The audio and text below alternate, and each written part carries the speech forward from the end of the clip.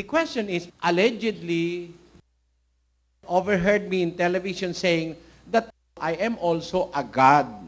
So she's asking now the question, is it true that you are also a God? Biblically speaking, the word God can be applied to so many entities. Biblically speaking. The word Dios can be called or applied to many entities. Like one. For an instance, angels are called gods. See? Biblically speaking. Let us read. In the book of Judges chapter 6, verses 22 and 23, it says, And when Gideon perceived that he was an angel of the Lord, Gideon said, Alas, O Lord God, for because I have seen an angel of the Lord face to face. Upon seeing an angel of the Lord face to face, he called the angel God. God.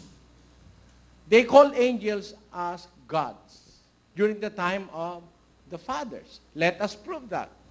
In the book of Acts chapter 7, this Moses whom they refused, saying, who made thee a ruler and judge, the same did God send to be a ruler and deliverer by the hand of the angel which appeared to him in the bush.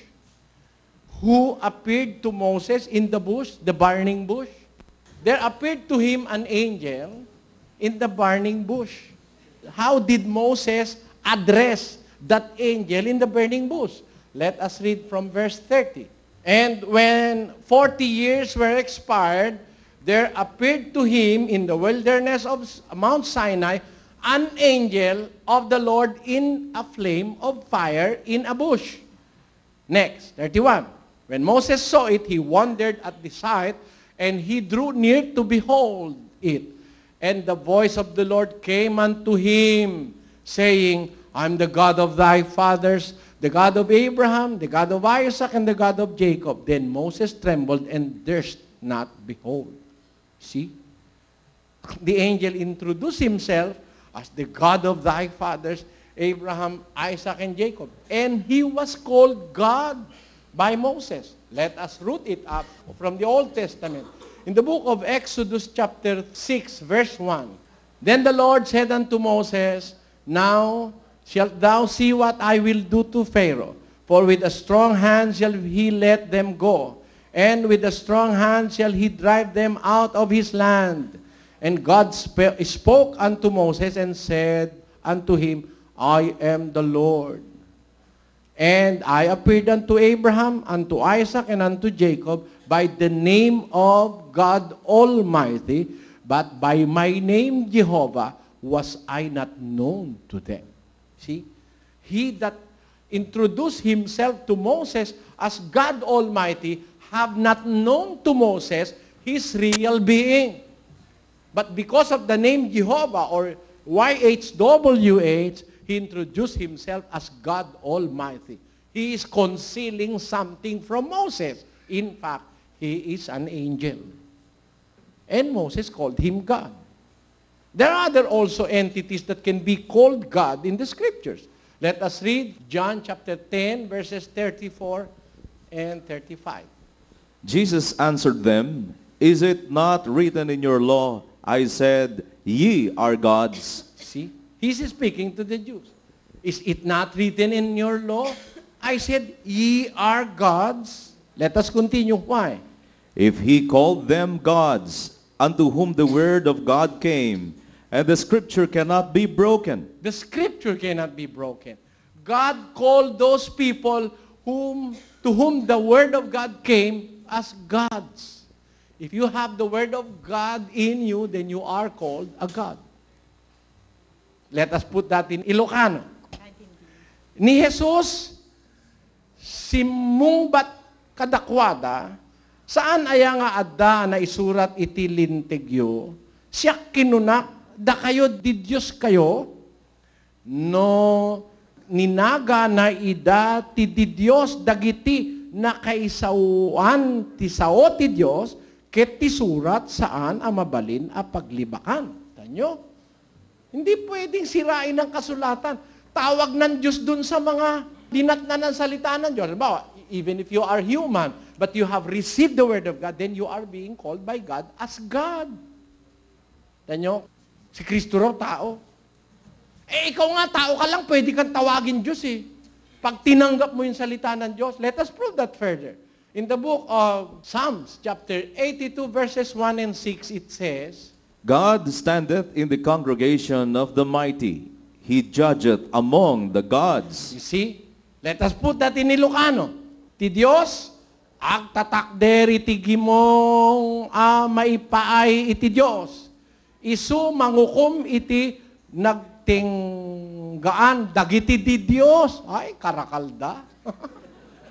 Tanyo, kadaming Diyos. Ang daming Diyos eh. Kahit tao, pagka tinanggap ang salita ng Diyos, tinatawag na Diyos. Tamo?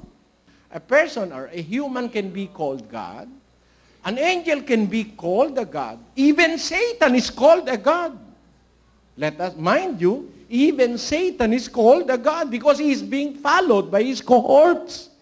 2 Corinthians 4:4. Let us read. In whom the God of this world hath blinded the minds of them which believe not, lest the light of the glorious gospel of Christ, who is the image of God, should shine unto them. You see, there is no hope that the gospel of Christ will shine on the minds of those who do not believe. Why?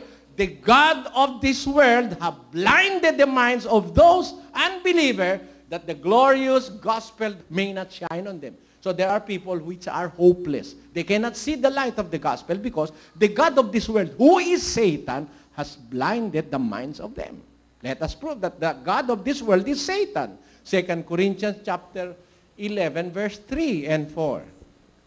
But I fear, lest by any means, as the serpent beguiled Eve through his subtlety, so your minds be corrupted from the simplicity that is in Christ.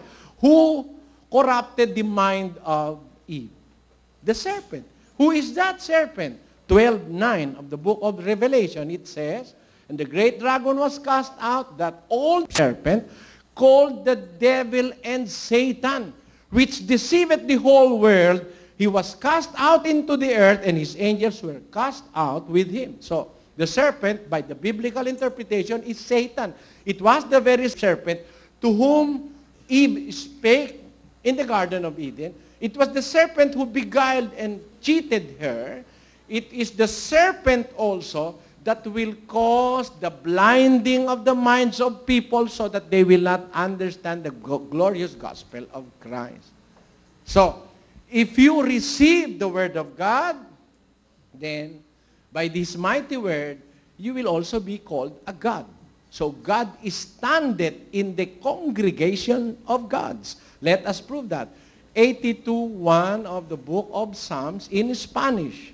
It says, Dios está en la congregación de los poderosos, en medio de los dioses juzga. See, there are so many gods, dioses. God judgeth among gods. See, the God of the Bible is the God of gods. He is staying in the heaven of heavens. That is a very clear picture of the scriptures. He is a God of gods. He judgeth among gods. So there are many gods. What is a factor that will make you be qualified to be called as a God? Receive the word of God, and you are God according to Jesus Christ. That is our faith.